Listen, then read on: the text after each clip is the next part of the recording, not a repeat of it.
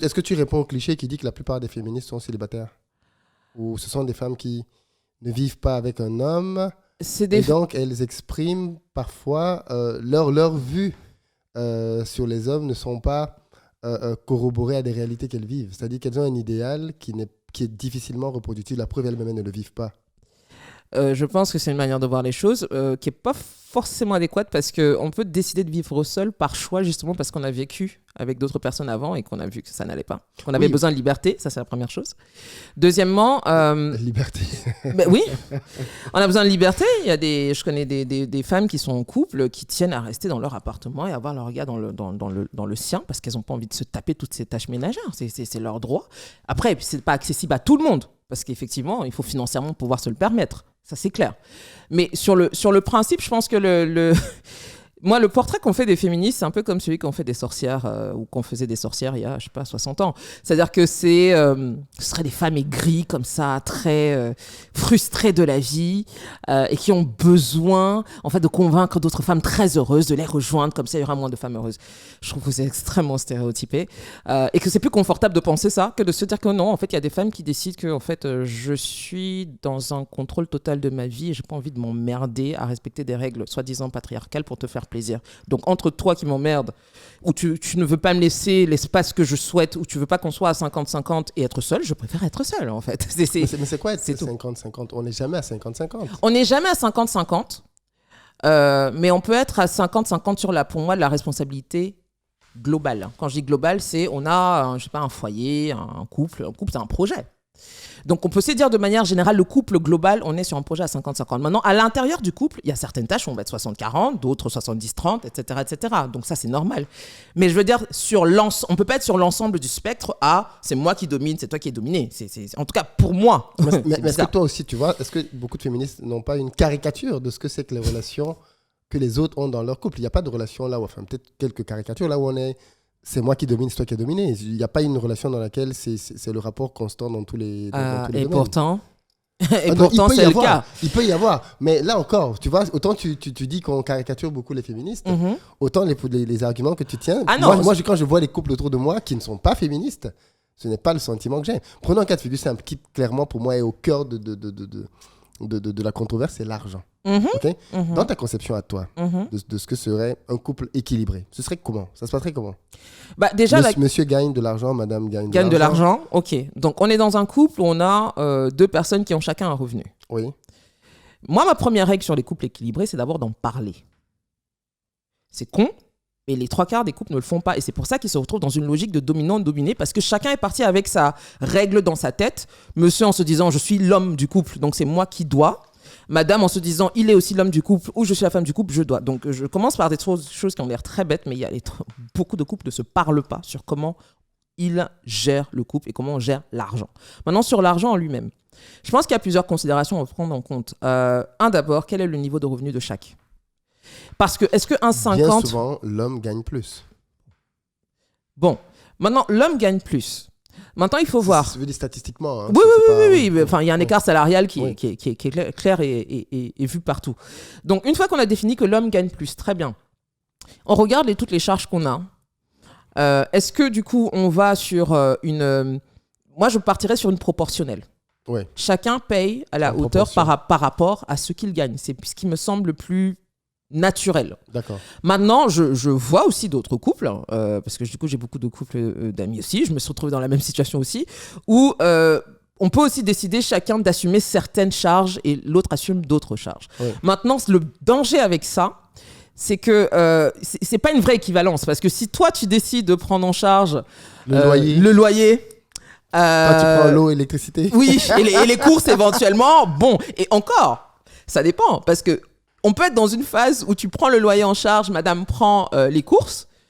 Mais là, depuis que l'inflation est passée, à mon avis, la personne qui prend les courses, elle doit les sentir passer. Hein. Ouais. Peut-être qu'on est repassé à ça. Il faut un réajustement. Il faut un réajustement. Donc, c'est pas que je parle de communication. Je pense que c'est... Quand on parle Est-ce que ça ne demande pas les limites de ce modèle? Moi, je suis plutôt pour une autre école qui consiste à dire que tout ce qui est gagné dans un foyer appartient aux deux. Pot commun.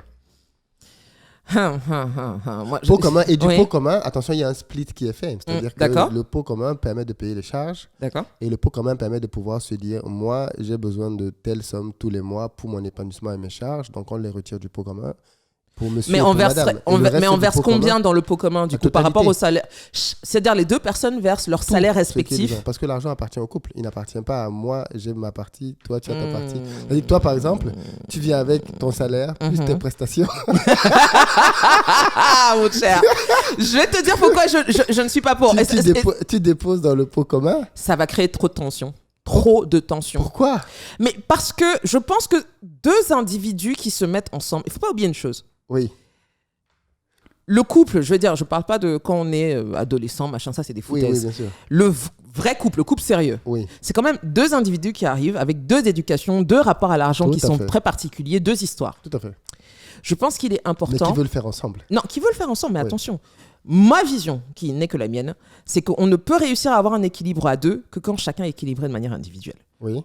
Donc, pour moi, ça crée des tensions, je l'ai déjà vu. Quand tu vas prendre toutes tes finances à toi, tu les mets, l'autre personne... Sur le principe, on est d'accord. On met l'argent ensemble, on fait des projets communs. Sauf que vous existez aussi en dehors de vos couples, quand même. Est-ce que tu as bien compris ce que j'ai dit? J'ai dit, je vais peut-être schématiser ça simplement. Monsieur gagne, disons par exemple 2500 €, madame 2000. Ça fait 4500. Très bien. On met les 4500 € dans le pot commun. Boum. OK? C'est-à-dire, le RIB que tu donnes pour qu'on te paye, non, c'est le RIB. Je t'assure. Attends, laisse-moi terminer. Vas-y. Pardon. Les 4500 tombent. OK? Des 4500, on a des charges qui, par exemple, sont à 1500 €. Un exemple total, loyer et toutes les autres charges. Donc, des 4500, on enlève 1500. Il reste 3000. D'accord. Des 3000 maintenant, chacun des deux va voir une partie de cet argent qui lui revient dans son compte personnel. C'est-à-dire que, par exemple, et ça, c'est le fruit d'une discussion. Moi, madame, j'ai besoin tous les mois pour être épanoui et prendre en charge mes besoins de 1000 €. OK. Et moi, je fais le constat d'ailleurs très souvent. Moi, c'est ce que je constate dans ma vie et chez beaucoup d'hommes. Les femmes ont besoin de plus d'argent que les hommes. Moi, c'est le constat que je fais. C'est-à-dire que, et moi, c'est le cas en tout cas. Chez moi, ma femme a plus d'argent que moi. Quand on fait donc cette répartition, à la fin du mois, OK, madame a telle somme, je dis n'importe quoi, 1000 €, monsieur peut avoir besoin de 500. Par exemple, d'accord. 1500, il reste 1500. Les 1500 maintenant sont placés sur différents comptes pour pouvoir faire ces aides. Et à partir de là, donc, chacun gère. Par contre, tu as tes 1000 €, tu gères ça comme tu veux. Si tu finis ça le 15 du mois, tu attends le mois prochain. Si tu finis tes 500 € le 15 du mois, tu attends le mois prochain. Tu vois ce que je veux dire? C'est-à-dire, c'est pas une logique dans laquelle on perd le côté individuel. Non, chacun est un individu à part. J'avais pas saisi la partie où l'argent repart de part et d'autre. Je pensais que tout restait dans le compte jusqu'à la fin. Non, parce que sinon quelqu'un peut être très dangereux. Voilà, c'est ce que j'étais en train de dire. Les défauts de quelqu'un peuvent... bah voilà, c'est ce que j'étais en train de dire. Non, après ça, je pense que ça fait partie justement de ces arrangements-là qui peuvent ressortir d'une conversation à deux. Parce que il faut aussi que vous arriviez à arrimer vos styles de dépenses respectifs. Oui, tout à fait. Il faut en parler. Oui. Donc moi, j'ai pas de règle immuable là-dessus. Moi, à partir du moment où vous avez défini ensemble qu'on a la même règle, ce que tu viens d'expliquer, ça marche très bien.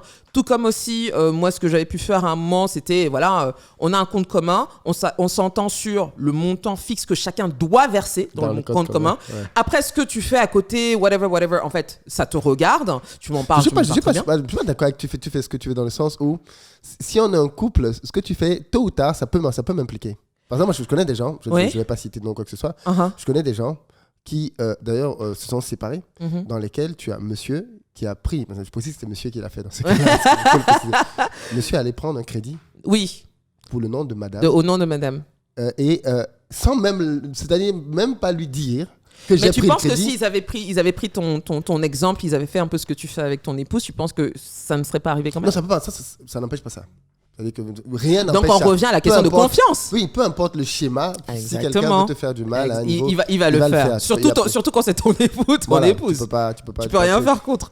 Tout à fait. Et tu te retrouves avec la banque qui te dit que... Parce qu'en plus, le gars, il ne rembourse pas. Et maintenant, on vient sur toi pour dire, mais tu as une dette. Exactement. Et tu découvres à ce moment-là qu'il a pris. Et c'est très intéressant l'exemple que tu donnes. Parce que moi, j'ai eu le même exemple, mais dans l'autre sens. C'est-à-dire que là, c'est du coup une femme qui s'est retrouvée à peu près dans une situation où, heureusement que justement, elle avait son compte séparé et qu'elle avait son argent qu'elle avait mis de côté.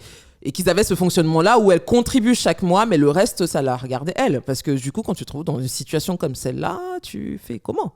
Oui, alors après, le problème, c'est que moi j'estime, justement, après ça, c'est ma vision à moi, c'est que toute autre forme de gestion fragilise la confiance dans le couple. C'est-à-dire qu'en fait, à partir du moment où tu es avec quelqu'un et que tu penses quand même que quelque part, il peut te faire un faux coup et que tu te sers de cet argent que tu mets de côté comme un garde-fou au cas où quelque chose se produirait, tu n'es pas à 100% dans la relation. Et qu'est-ce qui se passe si la personne tombe malade ou meurt abruptement? C'est aussi une situation qui peut arriver. C'est pas toujours une question de... d'abord, je reviens à ce que je disais. Je pense pas que le couple exclut, encore une fois, d'avoir un minimum de... Qu'est-ce que tu veux dire par la personne tombe malade et meurt? C'est-à-dire que si tu te retrouves dans une situation où tu as mis de l'argent de côté pour toi, oui. La personne l'a fait aussi. Oui. Ça peut arriver, il y a des couples où ils n'avaient pas pris certaines mesures, ou etc., etc. Et puis la personne qui contribuait finalement décède, ton compagnon décède, oui. etc. Tu te retrouves à devoir gérer énormément de charges. C'est pas toujours... En fait, le fait de mettre de l'argent de côté, c'est pas toujours en méfiance par rapport à ton compagnon. Je suis d'accord. Non, je suis d'accord. Ça peut se faire de plusieurs manières. Je dis juste que quand dans ton esprit, je bien préciser que dans l'esprit de la personne qui le fait, beaucoup de femmes, malheureusement, il faut le dire, font ça. Et parfois, c'est salutaire. C'est-à-dire que... mais c'est parce que avec elles ont vu ce qui se passe. Voilà, je suis d'accord. Mais à partir de là, moi, je dis juste que ça fragilise un couple. C'est-à-dire que... je suis pas sûre. Si, moi, je pense que tu n'es pas à fond dans le couple si tu penses que de l'autre côté, il faut que je prépare. Je pense qu'il y a des femmes qui ont cette logique. De toute façon, il va prendre une seconde femme. De toute façon, il va avoir une maîtresse. Ça s'appelle être pragmatique et je peux vraiment pas les blâmer pour ça. On a eu trop d'exemples. Tu sais, moi, j'ai une conviction, c'est que les choses que l'on voit autour de nous, dans nos cercles amicaux, familiaux, etc., qui arrivent aux autres, qui nous arrivent pas à nous, ce sont des leçons, ce sont des avertissements. Et effectivement, je pense qu'il faut être pragmatique à un moment donné. Les histoires d'amour, c'est joli. Le couple, encore une fois, c'est un projet. Mais comme dans tous les projets, que ce soit en business ou en relation, il peut arriver des choses que tu ne contrôles pas. Vaut mieux avoir ça de côté. On ne va jamais te faire le procès d'avoir été prudent. Elles sont juste prudentes.